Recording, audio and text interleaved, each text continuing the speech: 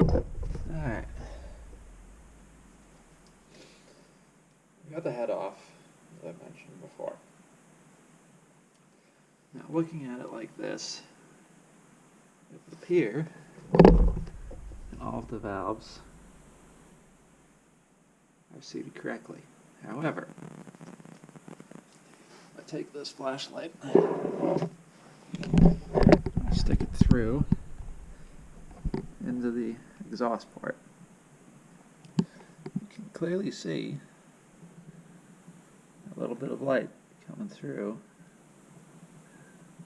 the exhaust port. See it right there. You can also see it around the top.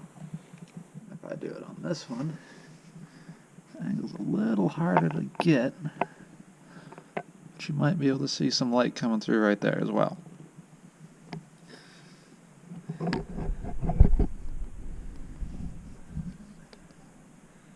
Might be able to see some light coming in around the top. Not nearly as drastic as that patch of light spills through, but there is some. So, what this says is that we were right with our assessment that we had no compression, verified by a leak down in a compression tester. Not being able to be verified visually. So the next step, I'm going to pull the valves, check to see if they're bent, clean them all up, walnut or glass media blast the combustion chambers, the intake ports, and the exhaust ports. We will most likely be soaking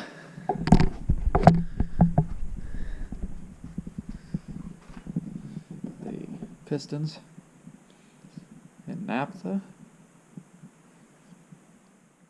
to remove the carbon there. We'll have to give them a vacuum out before we flip the engine. We are going to be probably steam cleaning and degreasing the outside. I'm kind of debating painting it or not. I don't know yet. Kind of want to. Put some white engine enamel on it. I think it looked pretty slick going back in the engine bay like that. Also help it stay a little cleaner. We're going to do new front main. I think we've devised a plan for the crank bolt, which the crank sprocket for the timing set, which we think is the one that slips most often. We'll go into that plan in a bit. We're going to do new water pump. Obviously new head gasket. Debating between getting the ARP studs for the head and the or just the standard mini bolts. I don't know yet. Judging by the oil leak over here, going to do all new seals for the oil cooler and oil filter housing assembly. New oil pan seal. I think I mentioned a front main. We might do a rear main, but we'll have to take the flywheel off for that. Coming down to the head, I'm going to do a new vacuum pump, maybe a new high pressure fuel pump. Not sure on that one yet. That might be able to wait a little bit longer.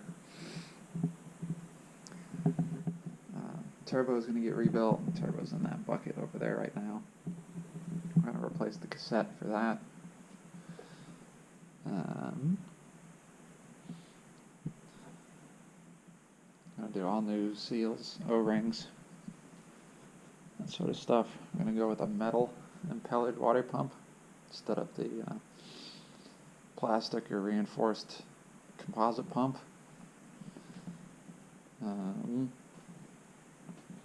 The transmission service. Oh, the turbo, oil, feed, and return lines are going to get replaced. I'm just not comfortable with those ones. The turbo feed line is super wiggly. I don't trust it.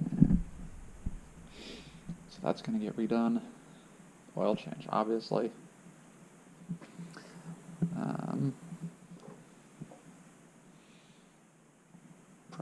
need new valves on both the intake and the exhaust. I'm not sure if I'm going to go with stainless or Inconel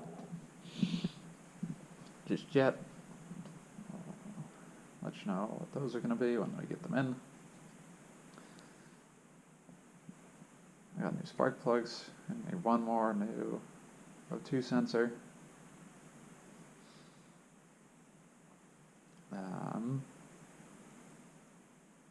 New timing set, obviously. I'm thinking I want to do, while it's off, a new thermostat housing, because we're almost at 100,000. We're at 86 or 87,000 right now. Might as well do it while it's out and off. Trying to think what else it needs doing here. We did put the subframe back in, just temporarily, so we can roll the car around. Oh, gonna need to do some work for the transmission. I believe it's the temperature sensor. Has a leak, so it leaks transmission fluid into it. That should be all the things that need replacing. We're not sure if we're going to replace that one or if we're just going to clean it out. So it looks like it necessitates a whole tear down of the transmission. See, there's our AC compressor, still in situ, still attached. There's the lines. We didn't drain it down, we didn't take it out. System is still sealed as it should be. Something that was mentioned to me. Here, let me get you set up. Alright, something that was mentioned to me about what a lot of dealerships or garages have been doing with taking the AC compressor off, or not taking it off, but depressurizing the system and draining the system, and then splitting the system at the AC compressor. You run a couple of risks when they do that. AC systems work in an anaerobic fashion, meaning there's no air in the system. They're sealed at the factory almost hermetically. You don't have any air in them, you don't have any moisture in them. They're completely filled with refrigerant, Freon variant of some sort. I forget what this car takes. Or derivative, I don't know. That being said, depressurizing them is fine, so long as you don't open them. You can draw them in the vacuum and pull all the Freon out. That's fine. But when you crack the seal on that, you then introduce air and moisture into the system. You may also lose some of the oil in the compressor or in other parts of the system where it needs specific oils. If you're not careful and you do lose those oils and you don't put them back, that's going to cause excessive wear on components. It's also going to cause the system to not function correctly, because sometimes they use that oil to draw vacuum within the system. You need to have a pressure differential. Another thing is if you get air and moisture into the sealed system and they don't properly evacuate and desiccant the system, that air and moisture is going to react with the refrigerant and with components in the system, causing them to rust and to wear. They might not also reseal the connections properly, causing the system to leak. It might not be a very big one, it might be one that takes 2, 3, 4, 5 years to come to full fruition. And you might not notice that, my AC system isn't blowing quite as cold as it used to the first summer, or the third summer. But by the 4th or 5th summer, or if you gotta run your AC year-round because you're in that part of the world, you're gonna be feeling it. It's gonna be noticeable. That, hey, this AC doesn't get as cold, even when I'm got it on max AC, recirculate, and all the fun stuff. It just doesn't do it. So that's a risk you run when they break your AC system apart. And if you're having that issue with your Mini Cooper, and you have had them pull the engine to do maintenance, to replace a timing set, to replace the engine, might want to see if you can get that warranty through the shop that did the work, and have them repair your AC system, and not just recharge it, because you're still going to have whatever problem was there, but completely fix it, warranty and all.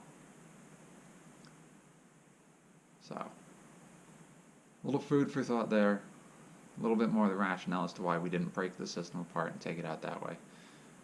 We're in southern Vermont. Yeah, it's fall, almost winter, we got some snow on the ground now, but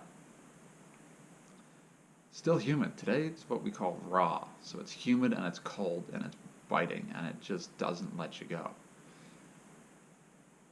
But you get some of that wet, cold air in that system, you got a huge problem come time to refill and recharge. So if you can avoid it, do what we did. Pull the engine, leave the AC system. When we're putting the engine back in, we're even going to leave a few more components off, and we're going to put them in after. The alternator is staying off, the exhaust downpipe is staying off.